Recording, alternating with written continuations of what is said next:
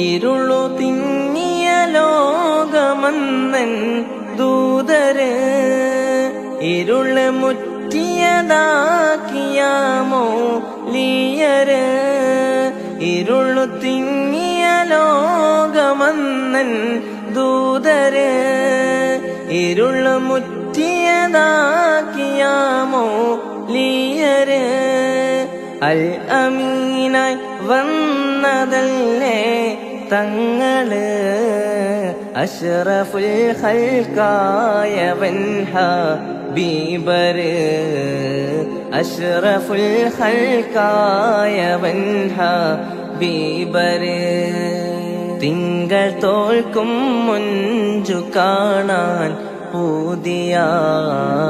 തങ്ങളിലാലിന്നിടാനായി ആശയാ